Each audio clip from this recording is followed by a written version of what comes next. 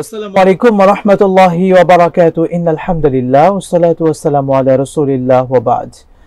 দর্শক সুন্দর এই সময় বিশ্বের যে প্রান্ত থেকে আপনাদের সকলের প্রিয় চ্যানেলে আমাদের সাথে যুক্ত হয়েছেন সকলকে আন্তরিক মোবারকবাদ, প্রীতি এবং শুভেচ্ছা জানিয়ে শুরু করছি জনপ্রিয় ইসলামিক আয়োজন আল আরাফা ইসলামী ব্যাংক পিএলসি নিবেদিত বরকতময় মাহে রমাদান, powered by mega digital scale, সহযোগী স্পন্সর ইসলামী ব্যাংক বাংলাদেশ পিএলসি এবং বিআরবি হসপিটাল লিমিটেড। দর্শক শুরুতে মহাগ্রন্থ আল কোরআনুল কারীমের চমৎকার কণ্ঠে তেলাওয়াত শুনে আসি। হাফেজ ফাইয়াজুর রহমান। আউযু বিল্লাহি মিনাশ শাইতানির রাজীম। বিসমিল্লাহির রহমানির রহিম। আলিফ লাম মিম। আল্লাহু লা ইলাহা ইল্লা হুয়াল হাইয়ুল কাইয়্যুম।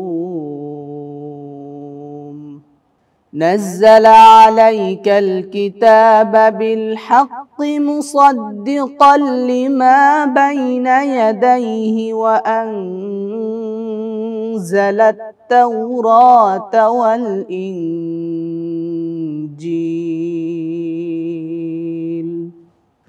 من قبل هدى للناس وأنزل الفرقان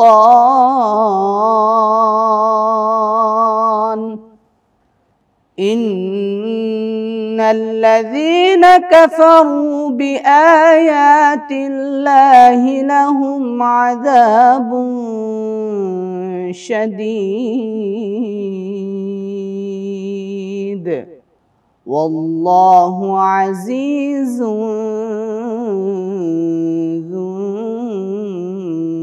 انتقام صدق الله العظيم। মাশাআল্লাহ, আলহামদুলিল্লাহ, চমৎকার কণ্ঠে আমরা কালামে পাকের তেলাওয়াত শুনলাম। দর্শক পরিচয় করিয়ে দিচ্ছি আজকের এই অনুষ্ঠানে সম্মানিত দুজন অতিথিদের সঙ্গে। আমার ঠিক পাশে রয়েছেন পক্ষদো আলমীদ্দিন, জনপ্রিয় ওয়াইজ এবং বক্তা মুহতারাম হাফিজ মাওলানা কারীমুল ইসলাম মুজাহিদি। আসসালামু আলাইকুম ওয়া রাহমাতুল্লাহি ওয়া বারাকাতুহু।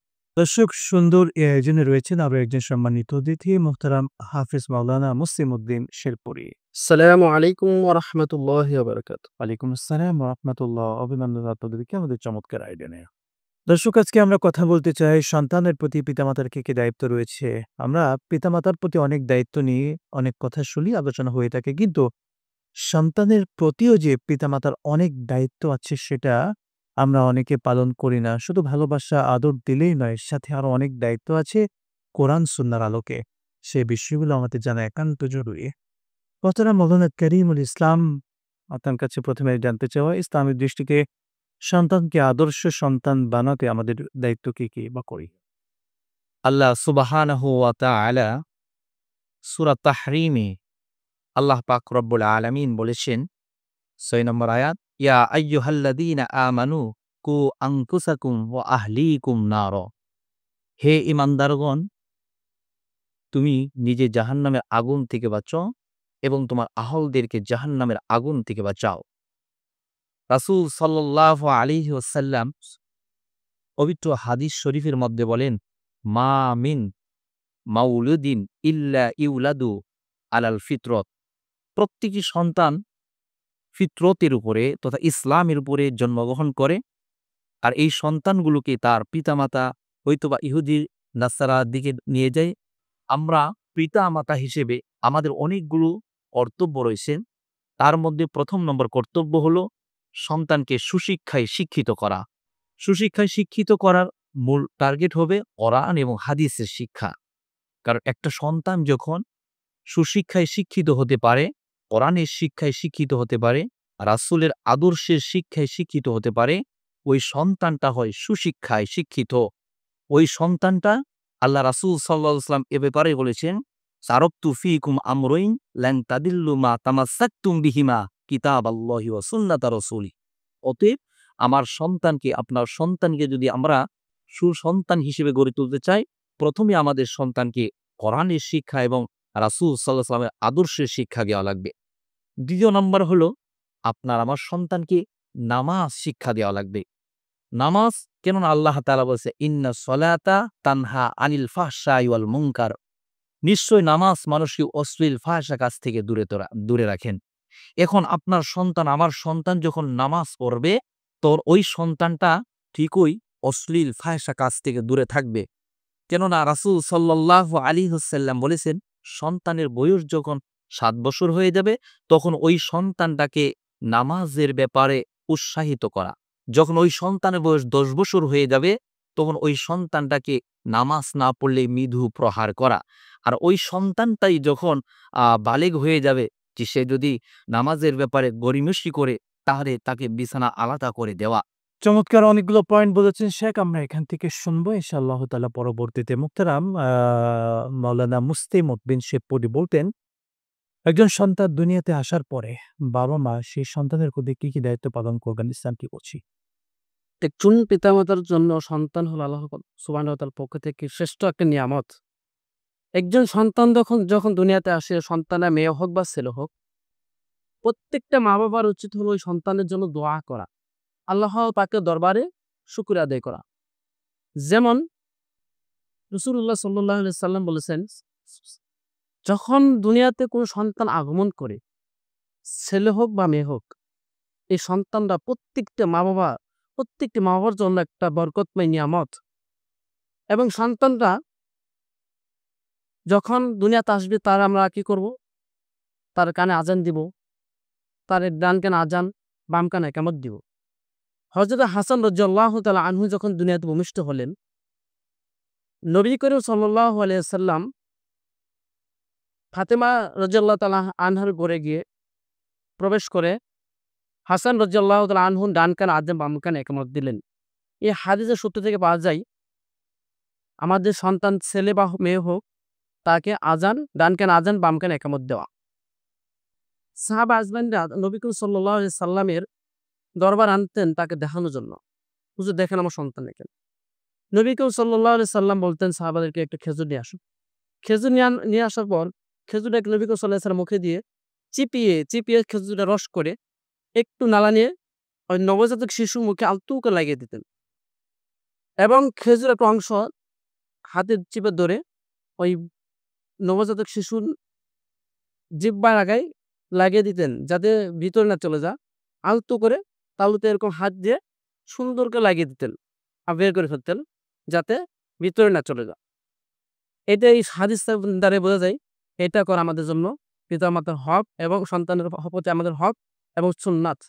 এবং নবী করিম সাল্লাল্লাহু আলাইহি সাল্লাম যখন দুনিয়াতে সন্তান আসবে, যখন 7 দিন বয়স হয়ে যাবে, তখন ওই সন্তানের একটা অর্থবাচক সুন্দর একটা ইসলামিক নাম রাখেন। ইসলামিক নাম রাখতে হবে। আমরা ইসলাম- আসলে নামের ক্ষেত্রে যেটা করি, এসে হুজুরকে বলি, হুজুর আমার ছেলের একটা আধুনিক নাম দেন। না, আমরা প্রথমেই বলি কি আধুনিক। আসলে ইসলামের প্রত্যেকটি বিষয়টা আধুনিক। কিন্তু নামের যে গুরুত্ব, তাৎপর্য, এটা তো চিন্তার বাহিরে। আমরা এখান থেকে শুনবো বিরতির পরে ইনশাআল্লাহু তাআলা।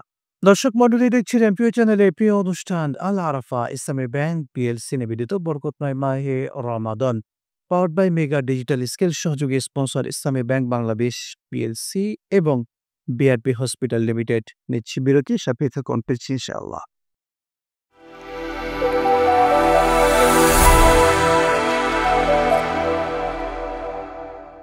বিরতির পরে আরো একবার স্বাগত জানাচ্ছি আপনাদের প্রিয় চ্যানেলে প্রিয় অনুষ্ঠান আল আরাফা ইসলামী ব্যাংক পিএলসি নিবেদিত বরকতময় মাহে ও রমাদান, powered by mega digital scale সহযোগী স্পন্সর ইসলামী ব্যাংক বাংলাদেশ পিএলসি এবং বিআরবি হসপিটাল লিমিটেড। দর্শক, আমরা আমাদের অতিথিদের কাছ থেকে চমৎকারভাবে আলোচনা শুনছিলাম। আবারও সুন্দর শেখ, আপনি বলছিলেন বিরতির পূর্বে সন্তানের নাম রাখা নিয়ে। আসলে ইসলাম কিভাবে নাম রাখতে শেখায়, যদি সেটা বলতেন। ইসলামিক দৃষ্টিতে নাম রাখা হলো, যেমন আল্লাহ রব্বুল আলামিন হাদিস শরীফে এসেছেন, আল্লাহ রব্বুল আলামিনের কাছে 2টি নাম সবচেয়ে প্রিয়, আব্দুল্লাহ এবং আব্দুর রহমান। আব্দুল্লাহ, আব্দুর রহমান, আব্দুল মুত্তালিব ইত্যাদি এরকম অর্থ সুন্দর দেখে উলামায়ে কেরামদের আব্দুল মুত্তালিব এই নামটি রাখা কি উচিত কিনা? আব্দুল মুত্তালিব হ্যাঁ, নাম রাখা যেতে পারে। যেমন নবী করিম সাল্লাল্লাহু আলাইহি সাল্লামের দাদার নাম আব্দুল মুত্তালিব ছিলেন। নবী করিম সাল্লাল্লাহু আলাইহি সাল্লাম কিন্তু এই নামগুলো নিয়ে অনেক কথা আছে। যেমন আব্দুল মুত্তালিব এটা একটু আমরা যেমন মুত্তালিবের বান্দা সেই হিসেবে এই নামগুলো সে সময় রাখা হতো। কিন্তু পরবর্তীতে এই নামগুলো ব্যবহার না করাটাই আসলে সমীচীন। কারণ আব্দুল শব্দটা ব্যবহার হবে শুধুমাত্র আল্লাহ তাআলার সিফাতি নামগুলোর সাথে এটা। যেহেতু মুত্তালিব আল্লাহ তাআলার সিফাতি নাম নয়, এইজন্য কিন্তু আমরা এই আব্দুল শব্দটা শুধুমাত্র আল্লাহ তাআলার সিফাতি নামযুক্ত নামের শুরুতে এটা ব্যবহার করতে পারি। চমৎকার বলছিলেন যে আপনি নামের ব্যাপারে বলছিলেন। আমরা যে বিষয়টা আরেকটু সুন্দরভাবে আপনার কাছ থেকে জানতে চাওয়া, আমরা অনেক সময় এমন কিছু নাম রাখি যে নামের কোনো অর্থ নাই। একেবারেই অর্থ নাই এবং যে নামগুলোর কারণে সেই সন্তান একসময় জাহান্নামীও হতে পারে। যদি সেই বিষয়ে একটু বলতেন গার্ডিয়ানদেরকে, অভিভাবক। যেমন অনেক নাম আছে যে নামগুলা রাখার দ্বারাই অনেক মানুষে পরকালে জাহান্নাম হতে পারে বা দুনিয়াতে অনেক বিপদগ্রস্ত হতে পারে নিঃসন্দেহে। কারণ এমন নাম আছে যে নামগুলা কোনো বস্তুর লগে মিলে যায়। এমন কোন নাম আছে কোন জিনিসের লগে মিলে যায়, এই নামগুলো মিলে কারণে ওই নাম ডাকার কারণে অনেক মানুষে জিনিসটা বুঝতে পারে না। বিভিন্ন জায়গায় অনেকভাবে আছে, যেমন বিভিন্ন জায়গায় একজনের নাম রাখছে যেমন জনি, জনি, কনি এরকম ইত্যাদি যেরকম এখন বর্তমানের যুগে যেরকম নাম আছে, অনেক কাজ দেখতাম পশ্চিমা আমাদের নাম আছে, পশ্চিমের কালচার মিল আছে। এই নামগুলো রাখার কারণে হতে পারে পরকালে ওই পিতামাতা নিঃসন্দেহে এই ব্যাপারটি চমৎকার আপনি বললেন যে যদি বাবা-মা সন্তানের এভাবে সঠিক নাম না রাখে, হয়তো এটার কারণে সন্তান বাবার বিরুদ্ধে আল্লাহর কাছে নালিশ করবে। শুকরান জাযাকাল্লাহ চমৎকার বলছিলেন। আমরা আপনার কাছে যে বিষয়টি জানতে চাই, আপনি একজন সন্তান তাকে আদর্শবান বানাতে যে ফর্মুলাগুলো দরকার, আপনি বেশ কিছু ফর্মুলার কথা বলেছিলেন, যদি আরো কিছু বলতেন। আল্লাহ সুবহানাহু ওয়া তাআলা আমাদেরকে যে নিয়ামত সন্তানদেরকে দান করেছেন, সেই সন্তানগুলোকে যদি আমরা সুসন্তান হিসেবে গড়ে না তুলি, সেই সুসন্তানগুলোই আমাদের কিয়ামতের ময়দানে জাহান্নামে যাওয়ার কারণ হয়ে যাবে। সেজন্য আমাদের সন্তানগুলোকে প্রথমে তো আমরা আ নামাজের তাগিদ দিবই। দ্বিতীয়ত ওই সন্তানদেরকে সত্যবাদী হওয়ার ব্যাপারে আমরা যথেষ্ট খেয়াল রাখব। আসলে আমাদের সন্তানগুলো যাদের সাথে চলাফেরা করে, সত্যবাদী হওয়ার আগে সন্তানদের সত্যবাদীদের সাথে চলাফেরা করতে, উঠতে বসতে সুযোগ দেওয়া হবে। যেমন আল্লাহ পাক রব্বুল আলামিন পবিত্র কোরআনুল কারীমে বলেছেন, ইয়া আইয়ুহাল্লাযীনা আমানুত্তাকুল্লাহা ওয়া কুনু মাআস সাদিকিন। হে ঈমানদারগণ, তোমরা আল্লাহ তাআলাকে ভয় করো এবং সত্যবাদীদের সাথী হয়ে যাও। এখন সত্যবাদীদের সাথী হওয়ার অর্থই হলো যে আপনার সন্তান, আমার সন্তান যখন সত্যবাদীদের সাথে চলাফেরা করবে, ওঠা-বসা করবে, তখন ওই সন্তানটা নিজেও সত্যবাদী হয়ে যাবে। তারপর আমরা আমাদের সন্তানদের ব্যাপারে আরেকটি কর্তব্য রয়েছে, সেটা হলো আমাদের সন্তানদেরকে পর্যাপ্ত পরিমাণ সময় দেওয়া। কিন্তু আমরা দেখি অনেকেই আমরা সারাটা দিন ব্যস্ততা, কর্মে ব্যস্ততা থাকার কারণে অথবা অফিসে থাকার কারণে আমরা সারাটা দিন বাহিরে থাকি। বাড়িতে আসার পরে আবার ডিভাইস নিয়ে, ফোন নিয়ে টিপাটিপি শুরু করে দেই বা এই ফোনের মধ্যে সময় ব্যয় করি। অথচ ওই সন্তানদের হক রয়েছে, অধিকার রয়েছে, তাদেরকেও সময় দিতে হবে। তাদের সাথে গল্প করতে হবে। তাদের সাথে তারাও চায় একটু বাবার সাথে একটু হাসতে, মার সাথে একটু চলতে, এটা কিন্তু চায়। কিন্তু আমরা দেখি অধিকাংশ মা-বাবা সেদিকে খেয়াল রাখে না। মা একদিকে আ মোবাইলের প্রতি আসক্ত হয়ে গেছে, বাবা আরেকদিকে মোবাইলের প্রতি আসক্ত হয়ে গেছে। চমৎকার বলছিলেন। আমরা এই পয়েন্ট থেকে শুনবো বিরতির পরে ইনশাআল্লাহ তাআলা। প্রিয় দর্শক মণ্ডলী, দেখছিলেন আপনাদের প্রিয় চ্যানেলে প্রিয় অনুষ্ঠান আল আরাফা ইসলামী ব্যাংক পিএলসি নিবেদিত বরকতময় মাহে রমাদান, powered by mega digital scale, সহযোগী স্পন্সর ইসলামী ব্যাংক বাংলাদেশ পিএলসি এবং বিআরবি হসপিটাল লিমিটেড। নিচ্ছে আরো একটি ছোট্ট বিরতি, স্বাধীনতা পঙ্কেজি ইনশাআল্লাহ।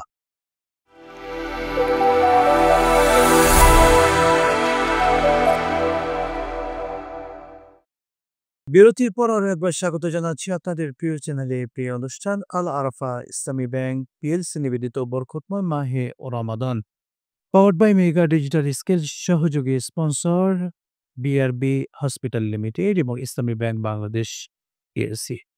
চমৎকারভাবে অনেকগুলো পয়েন্ট আপনারা বলেছেন। শেখ, আপনার কাছে আরো একটু জানতে চাই, বিশেষ করে ইসলামের দৃষ্টিতে ছেলে এবং মেয়ে উভয়ের যে মিরাসের সম্পত্তি, এই সম্পদ বন্টনের নীতিমালা কিছু। আল্লাহ সুবহানাহু ওয়া তাআলা সূরা তাগাবুনের অন্যান্য আয়াতে বলেছেন, ইন্নামা আমওয়ালুকুম ওয়া আওলাদুকুম ফিতনাহ। নিশ্চয়ই তোমাদের সন্তান-সন্ততি এবং সম্পদ তোমাদের জন্য পরীক্ষা। এই পরীক্ষা আমরা সন্তানদের ব্যাপারে উত্তীর্ণ হওয়া লাগবে এবং সম্পদের ব্যাপারে উত্তীর্ণ হওয়া লাগবে। আমাদের যখন সম্পদ থাকবে, আল্লাহ সুবহানাহু ওয়া তাআলা সূরা নিসা ১১ নম্বর আয়াতের প্রথম অংশে বলেন, ইউসিকুমুল্লাহু ফি আওলাদিকুম লিযযাকারি মিসলু হাযযিল উনসায়াইন। আল্লাহ সুবহানাহু ওয়া তাআলা বলেন যে সন্তানদের ব্যাপারে আল্লাহ তাআলা বিধান ওসিয়ত করলেন, সেটা হলো যে এক ছেলে সন্তান যেটুকু অংশ পাবে, ২ মেয়ে মিলে সেটুকু অংশ পাবে। তো আজকে আমরা বাংলাদেশের ভিতরে বিশেষ করে দেখি, অনেকেই দেখা যায় শুধুমাত্র ছেলেদেরকে বেশি মহব্বত ভালোবাসা থাকার কারণে, ভালোবাসার কারণে সব সম্পদগুলো ছেলে সন্তানগুলোকে লিখে দেয়। অনেক সময় অনেক হাজী সাহেবকেও আমরা দেখি হজ করার আগে সবাইকে ডেকে নিয়ে এসে মেয়েদেরকে ৩ লক্ষ টাকা সে পাবে, ৩০,০০০ টাকা তার হাতে ধরিয়ে দিয়ে মাথায় একটু হাত বুলিয়ে দিয়ে বলে, মা তোমার জন্য আমি দোয়া করে দিলাম, তোমার বাইতুল্লাহ গিয়ে তুমি দোয়া করো। তোমার জন্য দোয়া করো, তোমার জীবনে কোনো অকল্যাণকর হবে না। কিন্তু সব সম্পদ ছেলেকে লিখে দেয়। অথচ এ ব্যাপারে রাসূল সাল্লাল্লাহু আলাইহি ওয়াসাল্লাম সুনানে ইবনে মাজাহ ২৭০৩ নম্বর হাদিসে স্পষ্টভাবে বলেছেন, মান ফারর মিন মিরাসি ওয়ারিসিহি আল্লাহু মিরাসাহু মিনাল জান্নাতি ইয়াউমাল কিয়ামা। রাসূল সাল্লাল্লাহু আলাইহি সাল্লাম বলেছেন, যে ব্যক্তি কোনো ওয়ারিসকে তার মিরাস থেকে বঞ্চিত করলো, আল্লাহ পাক রব্বুল আলামিন ওই ব্যক্তিকে জান্নাত থেকে বঞ্চিত করবেন কিয়ামতের দিন। সেজন্য আমি এই বিষয়টা সবার উদ্দেশ্যে বলতে চাই, সেটা হলো যে আমরা কোনো সময় এই সম্পদ বন্টনের ক্ষেত্রে ছেলেদেরকে বেশি দিয়ে আর কন্যাকে কম দিয়ে আমরা যেন কোনো অবস্থাতেই কিয়ামতের ময়দানে জান্নাত থেকে বঞ্চিত না হয়। অতএব আমার উচিত হবে যার যতটুকু মিরাস রয়েছেন, প্রাপ্য অংশ রয়েছেন, সেই অংশগুলো সঠিকভাবে সঠিক বন্টনের মাধ্যমে সঠিকভাবে তাদের জাযাকাল্লাহ, খুবই গুরুত্বপূর্ণ পয়েন্ট আপনি কথা বলেছেন। ধন্যবাদ অসংখ্য। মোহতারাম মুফতি মাওলানা মুসলিম উদ্দিন আপনি বলতেন, বিশেষ করে আমরা তো সন্তানদেরকে লালন পালন করি, এটার পেছনে কারণটা কি বা বিশেষ কোনো রহস্য আছে কিনা যদি বল। সন্তানকে লালন পালন করার বিষয়ে আমাদের ২ টি লাভ হয়েছে। একটা হলো দুনিয়াতে, আরেকটা হলো মরার পরে। দুনিয়াতে যে লাভটি হয়েছে, যে আমাদের লাভগুলো হয়েছে, সেটা হলো আমরা যখন সন্তানকে লালন পালন করে বড় করব, এই সন্তানের দ্বারাই বিভিন্ন জায়গায় যখন আমরা বৃদ্ধ হয়ে যাব, যখন আমরা ইনকাম করতে পারবো না, যখন আমাদের সব অবশ হয়ে যাবে, যখন আমরা বিছানায় থাকবো, তখন এই সন্তান সে পরিশ্রম করে, সে চাকরি করে, সে ইনকাম করে আমাদেরকে আল্লাহর রহমতে খাওয়াবে এবং সন্তান আমাদের দেখাশোনা করবে। আমাদের যখন যে প্রয়োজন, সেই প্রয়োজন সে আমাদের মিটাবে এবং আমরা যখন অসুস্থ হয়ে যাব, অসুস্থ হয়ে গেলে এই সন্তানরা আমাদের ওষুধ কিনে দিবে, আমাদের সেবা যত্ন করবে। আর এই সেবা যত্ন পাওয়া যাবে যদি সন্তানটাকে যদি আমি সঠিক নিয়ন্ত্রণ করতে পারি, সঠিকভাবে চালাইতে পারি, ইহদিনাস সিরাতাল মুস্তাকিম পথে যে সন্তানটাকে আমি গড়ে উঠাতে পারি, এই সন্তানের দ্বারাই এই ইহকালে জীবিত থাকার অবস্থায় সন্তানের এই লাভটা আমাদের ঘটে। এবং যখন আমি দুনিয়া থেকে চলে যাবো আল্লাহটাকে সাড়া দিয়ে, আল্লাহ সুবহানাহু ওয়া তাআলা যে সন্তানটা আমাকে দিয়ে দিয়েছেন, আমাকে একটা হাদিয়া, এক বোন আল্লাহ তাআলার পক্ষ থেকে একটা যে আমাদের এক নিয়ামত দিয়েছেন, এই নিয়ামতটা যদি আমরা সঠিকভাবে মানুষের মতো মানুষ করে, যদি আল্লাহ তাআলা রব্বুল আলামিন কোরআনের আয়াতে বলেন, লা ইন শাকারতুম লাযিদান্নাকুম ওয়া ইন কাফারতুম ইন্না আযাবি লাশাদীদ। এই সন্তান, নেক একটা সন্তান, এই সন্তান আমাদের জন্য একটা নিয়ামত। এই নিয়ামতটা যদি আমরা সঠিকভাবে কাজে লাগাতে পারি, এই সন্তান দিনদার বানাইতে পারি, দায়িত্বগুলো আমরা পথে তাদের দাফিত করাইতে পারি। নিঃসন্দেহে রাসূলুল্লাহ সাল্লাল্লাহু আলাইহি সাল্লামের আল্লাহ সেই তৌফিক দান করুন আমাদেরকে। আপনাদেরকে অসংখ্য ধন্যবাদ। শুকরান, জাযাকাল্লাহ। দর্শক ছিলেন আল আরাফা ইসলামী ব্যাংক পিএলসি নিবেদিত বরকতময় মাহে ও রমাদান powered by mega digital scale সংযোগী স্পন্সর ইসলামী ব্যাংক বাংলাদেশ পিএলসি এবং বিআরবি হসপিটাল লিমিটেড বিদায় নিচ্ছে। আজকের মতো আবারও দেখা হবে। আসসালামু আলাইকুম ওয়া রাহমাতুল্লাহি ওয়া বারাকাতুহু।